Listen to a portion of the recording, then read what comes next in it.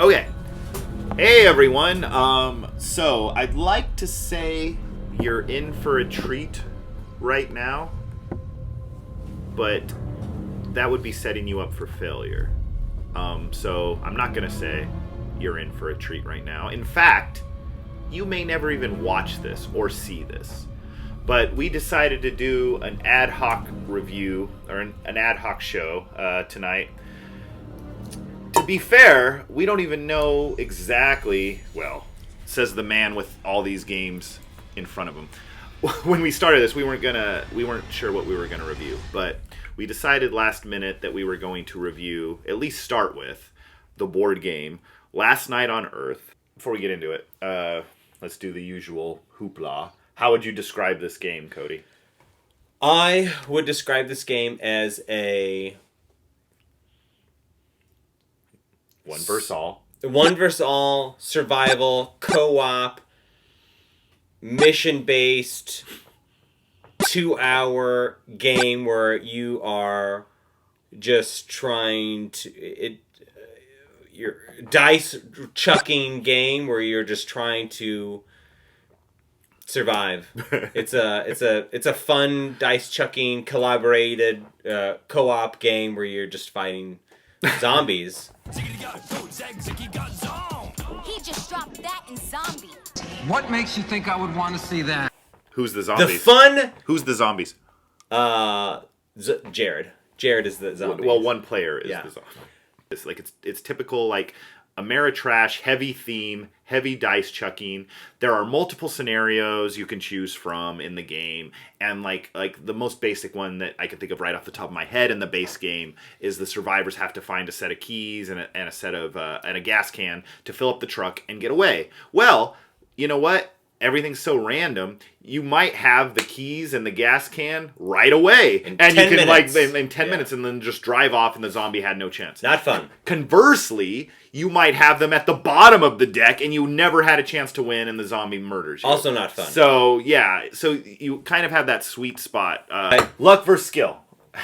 Yeah, it is because like. A lot of scenarios, you're looking for things. You can find it on the first two things. Yep. You could find it on the very or last you'll never two find things. it. Or there's just like the zombies burn down a building and you're screwed and you're never gonna get there.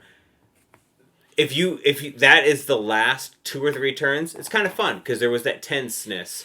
But a lot of times you will discover in the very beginning. I feel like halfway through you'll be like, oh yeah, we're not winning this thing. That's not fun because then you have an hour of playing and just die. It's like Monopoly. You're like I'm slowly dying for an hour. Right. It's not as fun. Right.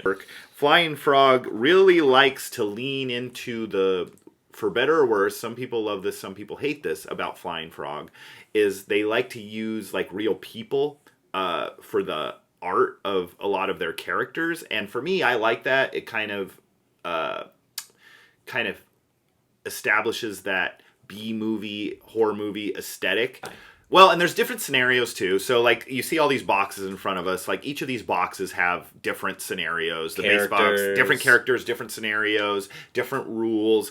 What's kind of fun too is, I mean, you can have like as much fun as you need with the base box here.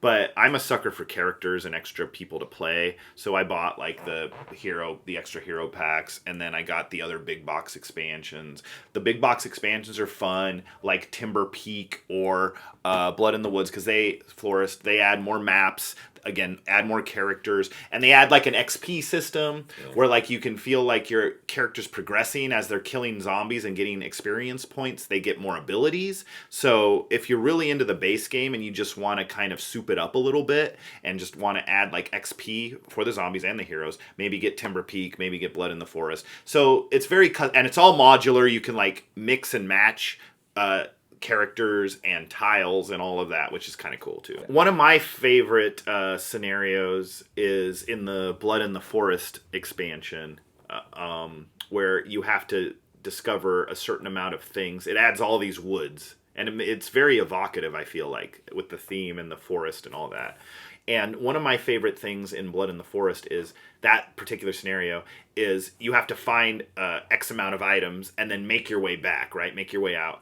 And we've played so many like that scenario like so many times With the radio tower? Yeah, and we like are always like edging out, like barely making it out, and like the whole forest is like coming on fire like all around us, and it's like, oh man, we're not gonna live, we're not gonna make it this time. Blah, blah, blah. Yeah, and it just like I don't know, it creates some good stories, but it also creates some very lame games as well. Like you said, it's very swingy. So I think Blood in the Forest is fun because it has, with the radio tower, it has come up to the very last 1 or 2 turns several times, I feel like. Multiple times, yeah.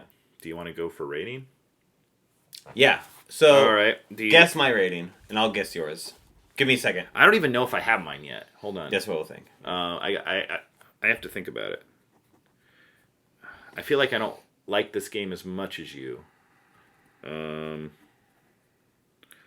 I got mine. I think I got mine. Okay, hold on. I'm trying to come up with something that doesn't fit my mold.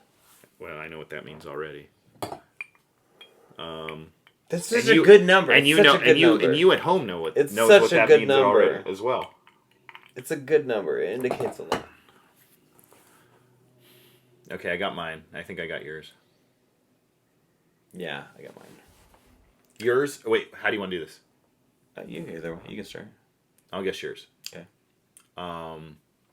I'm going to say, Cody, no surprise, you're going to rate Last Night on Earth an 8.5.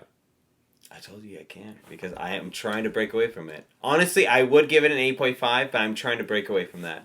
Give it what you would honestly give it. You can't just like say, I'm trying to break... Well, that's easy then. It's an 8.5. Aha! I was going to say in my mind 9 just because I can't say 8.5. But 8.5 is such a great number because like, I love this game. If we want to talk about a game I don't like, we can talk about a game I don't like. 8.5 is a game I like. It's not perfect. So if you're being honest with yourself, is this game an 8.5? Yeah. Okay. Because I could play So I nailed it then. There's a lot of games, like we talked about Doom, we talked about other games. I could play it again and again and again and again. This could be our night game, and I'd always be happy with it. There's a couple games that I prefer more. There's games that I hate. Well, of course. Yeah, but this is a game that there's so many characters. It's fun to play. And all the characters it's easy are to different. play. They all have their special scenarios. abilities. Yeah. Honestly, every time we play, I'm just like, oh, this is enjoyable. This is fun. Anytime someone suggests it, I'm like, yeah, let's go with it. Simple fun. Yeah. I'm going to say you. Yeah. Don't look. Actually, I didn't write mine down. Never mind. 6.5. Close. I rated it 7. Okay. Yeah.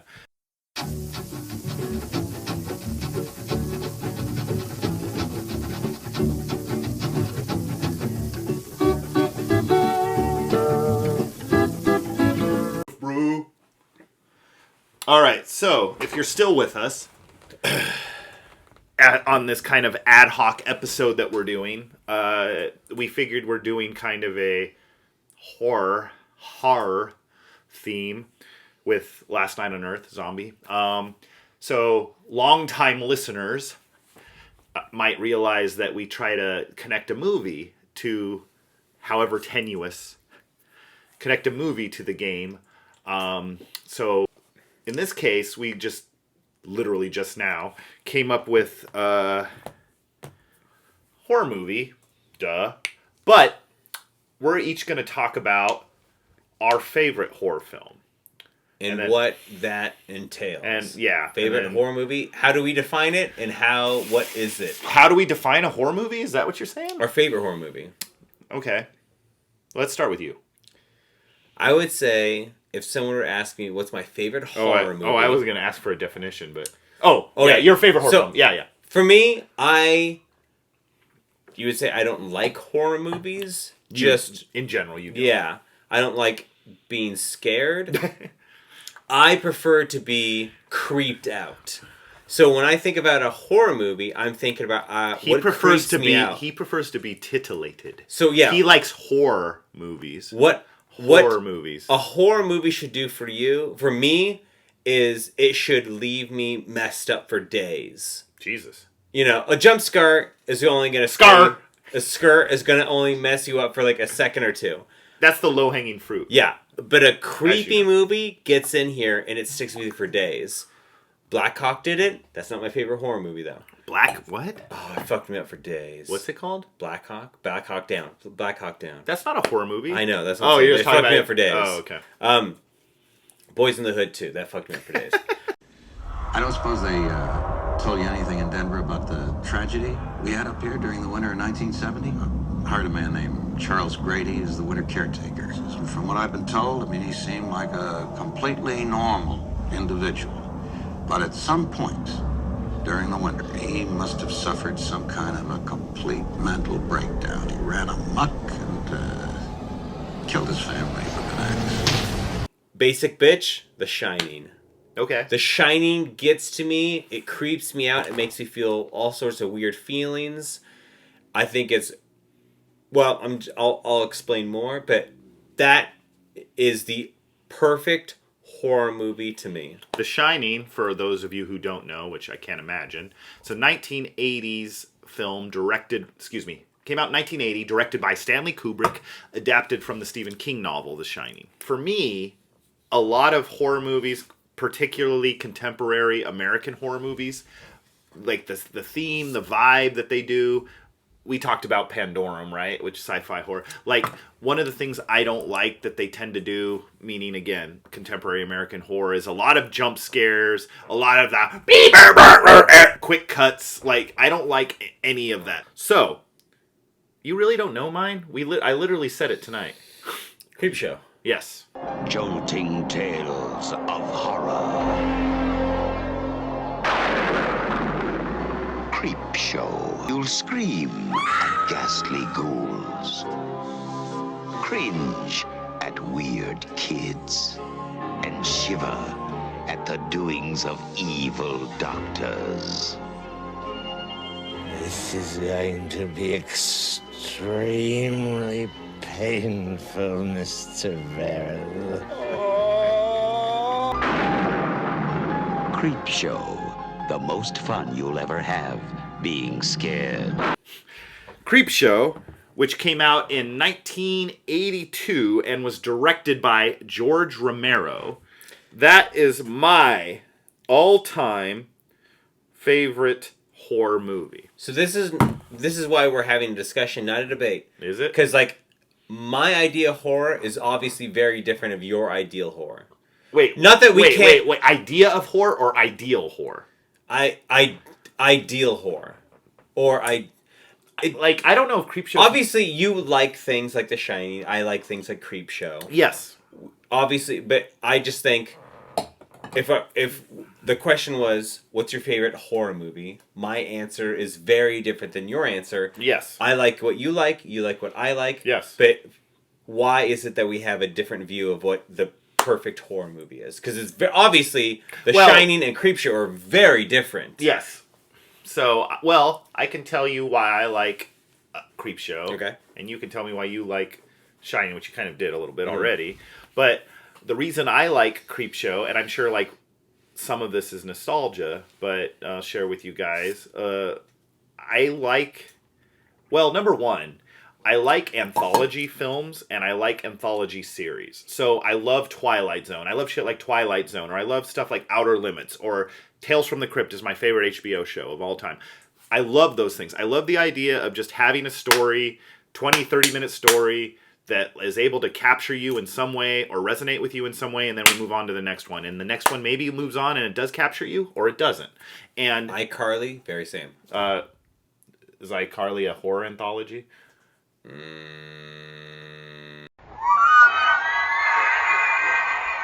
So I like Creepshow because it is able to have I don't know. There's just so much about it I like. For me, you have 5 stories. They're all awesome in their own way. It's like the perfect length for me. Like, I never felt bored. It's not too long. It's not too short. Each of these stories are inspired by, like, Stephen King stories. Like, Stephen King, George Romero all had a hand in these stories. They're all entertaining. The cast is awesome. You got Stephen King in there. You got Leslie Nielsen in there. You got Ted Danson in there. You got Hal Holbrook in there. You got Adrienne Barbeau in there. All fun. All, like, it has that comic book style. So it's just endlessly entertaining for me. So I'm never bored. So and I love the B horror aesthetic. So those things and the anthology aesthetic. So all of those are big check marks for me. And then I think there's a little bit of a nostalgic check mark.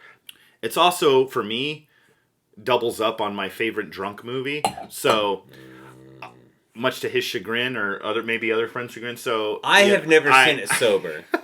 Well, maybe you should watch it sober, and you might actually. Because like my first inclination, because drunken neural pathways or whatever, and you get in these habits, is like, I want to throw fucking Creepshow on, and everyone's like, oh my god, Chris, you're throwing Creepshow on again. Whatever. There's so much to do with horror that I feel like it gets cheapened for no real good reason. Yeah. I feel like horror is the stepchild of genres. It's not treated well enough.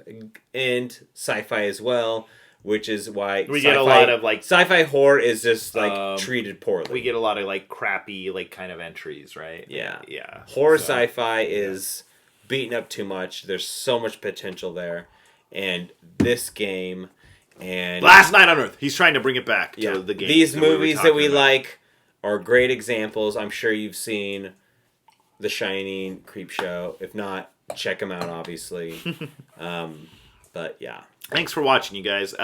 Don't forget to like and subscribe. Let us know what your favorite horror films are. Your favorite kind of horror board games. I think that might fit in, but just let us know in the comments. And hope to see you again soon. Thanks for watching. Mary Elizabeth Winstead. It's on my wall in there.